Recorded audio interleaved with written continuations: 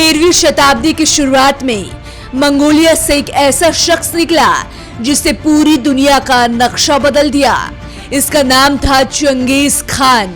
Genghis Khan की अगुवाई में मंगोल सेना मौत और तबाही का दूसरा नाम बन गई।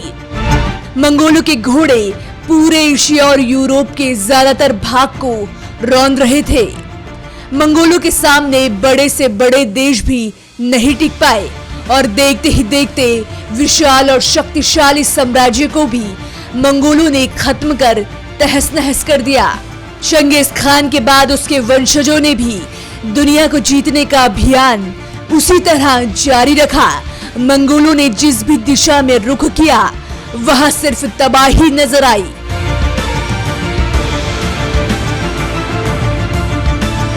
मंगोल इतने बेरहम थे कि जिस शहर में जाते वहां लाशों की मीनार बना देते। इंसान तो इंसान, जानवरों को भी वो जिंदा नहीं छोड़ते थे।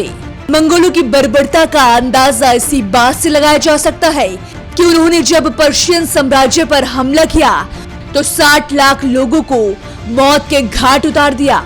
इसी तरह चंगेज खान के पोते हलाकू खान ने जब बगदाद पर हमला किया तो डजला नदी का पानी खून से लाल हो गया।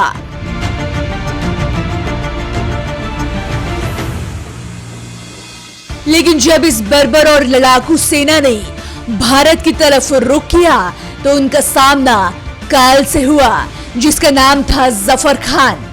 जफर जिसका मतलब होता है विजय, जिसे पूरी जिंदगी किसी जंग में हार का मुंह नहीं देखा।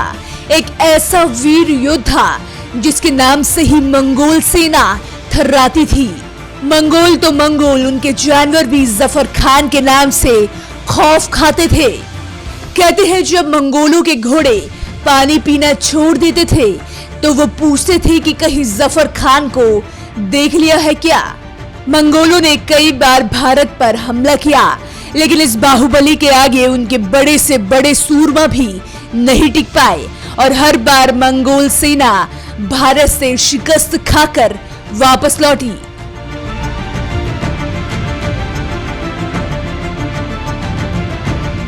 जफर खान सुल्तान अलाउद्दीन खिलजी के सबसे खास सिपा सलार थे। कुछ इतिहासकारों का मानना है कि जफर अलाउद्दीन की एक बहन का बेटा था।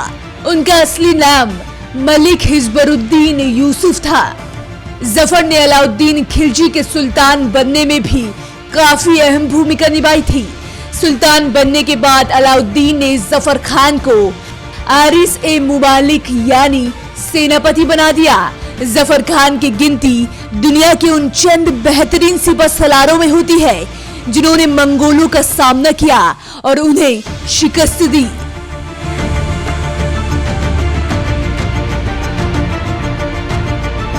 मंगोलों ने पहली बार भारत पर सन 1298 ईस्वी में हमला किया। मंगोल चगताई खानत के शासक दुआ खान ने भारत पर विजय के लिए करीब 1 लाख घुड़सवारों के साथ एक विशाल सेना भेजी। मंगोल सेना बिजली की रफ्तार से दिल्ली की तरफ बढ़ रही थी। रास्ते में पड़ने वाले शहरों को वो तबाह करते चल रहे थे। पंजाब के कसूर शहर को उन्होंने बर्बाद कर दिया।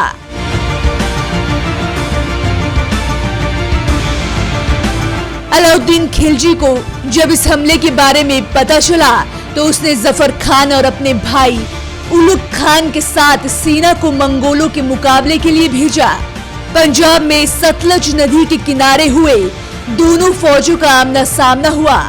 इस युद्ध में जफर खान ने मंगोलों को जबरदस्त शिकस्त दी।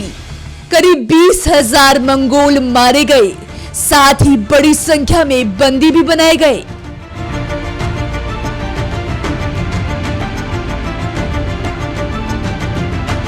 अपनी हार का बदला लेने और दिल्ली सल्तनत पर फतह का सपना लिए मंगोलों ने 1 साल बाद फिर हमला किया। मंगोलों ने सिंध के सिविस्तान किले पर भी कब्जा कर लिया। इस वक्त अलाउद्दीन के आधे से ज्यादा सेना गुजरात में जंग लड़ रही थी। जफर खान इस वक्त एक छोटी सी टुकड़ी के साथ समाना क्षेत्र में थे। उन्होंने दूसरे इलाकों से और सेना आने का इंतजार न करते हुए सिंध में मंगोलों पर हमला कर दिया। हथियारों की कमी और छोटी सी टुकड़ी के बावजूद जफर खान ने मंगोलों को एक बार फिर करारी शिकस्त दी। जफर ने सिविस्तान के किले पर वापस कब्जा करते हुए 2000 से ज्यादा मंगोल सिपाहियों और कई जनरलों को बंदी बना दिया।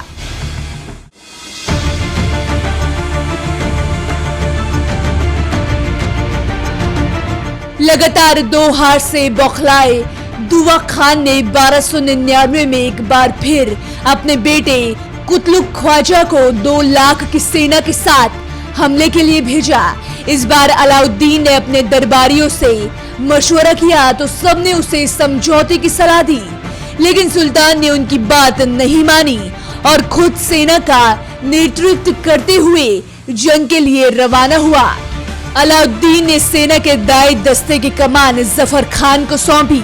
दिल्ली के पास किले में दोनों सेनाएं आमने सामने टिक गई।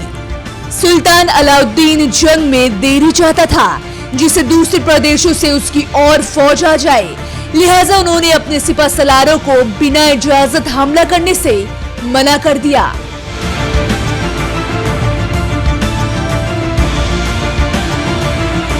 लेकिन जफर खान ने जंग के जोश में मंगोलों की एक टुकड़ी पर हमला बोल दिया। मंगोल सेना चालाकी दिखाते हुए पीछे हट गई, जिनका जफर खान ने पीछा किया। काफी दूर निकल जाने के बाद मंगोलों ने उन्हें घेर लिया। जफर खान को एहसास हुआ कि वो काफी आगे निकल आए हैं। उस वक्त उनके साथ सिर्फ 1000 घुड़सवार सिपाही थे।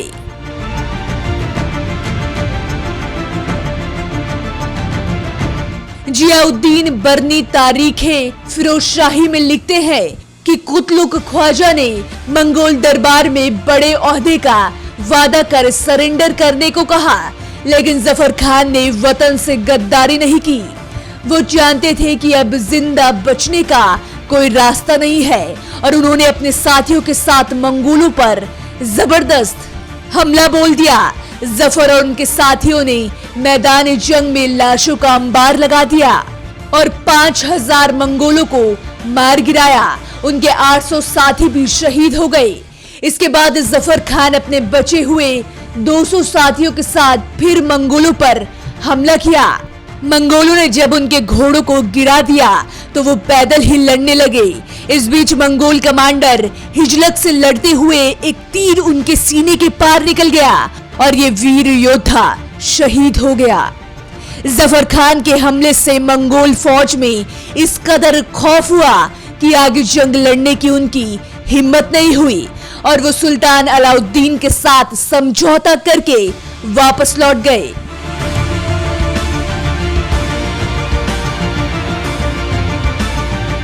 इतिहासकार मानते हैं कि जफर खान की बहादुरी की वजह से ही दिल्ली सल्तनत मंगोलों की जंग से बच गई। वो इस जंग में शहीद भी हो गए, लेकिन सुल्तान अलाउद्दीन अपने हुक्म की नाफरमानी की वजह से जफर खान से काफी नाराज हुआ। दिल्ली के दरबार में जफर खान की बहादुरी पर किसी ने एक अल्फाज भी नहीं कहा। अलाउद्दीन के दौर में लिखे गए शाही इतिहास में भी किसी ने भी जफर खान का जिक्र नहीं किया। यहाँ तक कि अमीर खुसरो ने भी अपनी किताब खजाइनुल फुतूह में उन तमाम जंगों को नजरअंदाज कर दिया जिसे जफर ने जीता था। हालांकि बाद के इतिहासकारों ने जफर खान का उल्लेख किया।